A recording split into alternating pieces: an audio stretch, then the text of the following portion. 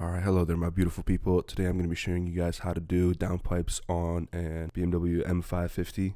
It's my boy's car. I'm going to be helping him out with it, and he was kind of letting me record it, the whole process, so let's get to it. First thing first, you guys want to pop out these clips right here. Real nice and simple. Then you want to get these little guys out right here for the O2s. Disconnect the wire, and then underneath there's going to be like a little lever you want to pry your flathead against, and it'll just slide right out just like that. Easy, quite simple. And then you want to take the rest of the wire out and just kind of have it dang-a-langin', have it loose, and then copy the rest of these steps on the other side. And then after that, we're pretty much ready to take the intake off.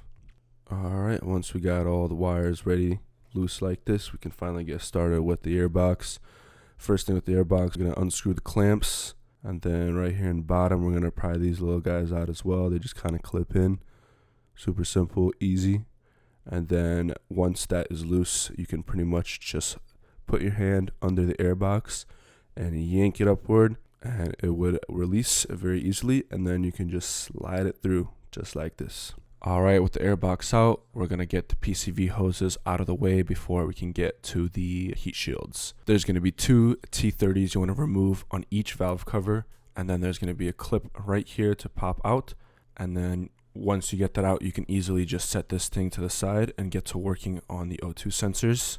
Make sure you guys have something covering this hole before working on anything, just so you don't drop anything down there, any debris, bolts, whatever.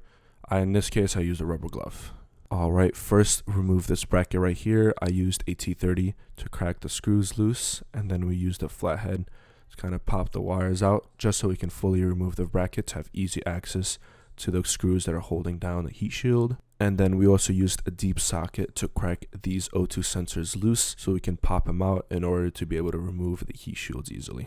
Alright, and for the heat shield, we used an inverse Torx on a swivel to be able to get them in like the tight corners. Unscrewed all of them, including the one at the top of the middle of the heat shield, and the top side of the heat shield was able to come off nice and easily. Alright, now that the top side of the turbos are exposed, if you guys want, you can hit that subscribe button, help me out. You know, I want to do more tutorial videos on how to work on cars and stuff, but yeah, it's up to you, no stress. So now that we got the turbos exposed right here, we're going to take off these two brackets.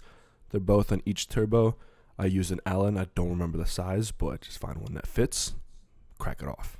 Alright, and then we're going to remove this O2 sensors on the side. There's going to be two clips on them, or one each, I'd say. Just pop them out with your thumbs, fingers, whatever, and then use a wrench to kind of take them out. If they're a little too stiff, use some penetrating oil, but here we were chilling. Also forgot to mention, but near the rear O2 sensor, there's going to be two bolts you want to pull out that are hooked up to a bracket that's welded onto the cat.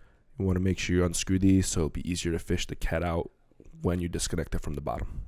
After we got those out, we unscrewed the screw that's in between the turbos. It's another T30. And we also loosened the clamps on the cats connecting to the turbos. And then we continue underneath the car to get the rest of the heat shield bolts, disconnect the mid pipe from the cats, and that's where we begin to fish everything out. Alright, first thing first is you want to remove the bracket on the cats that's connecting to the trans. Right here you can see it's going to be these two bolts. Make sure to fully take this side of the bracket off so you don't have the downpipes vibrating on it, and do the same for the other side.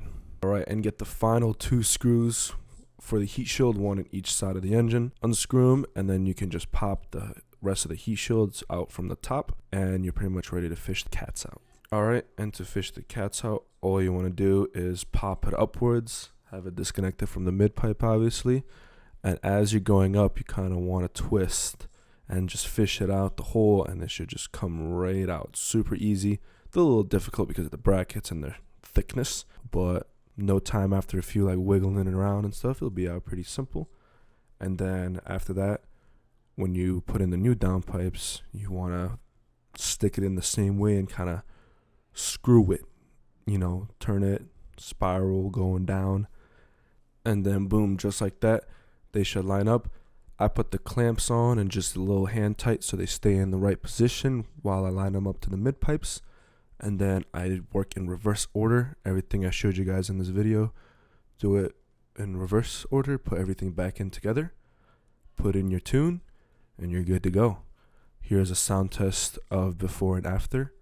But before I show you guys, just want to let you know, thank you for watching. If you guys have any questions, feel free to comment below. If you guys want to sub, hit the sub. If you don't, just chilling, no stress. But I'll see you next time. Peace.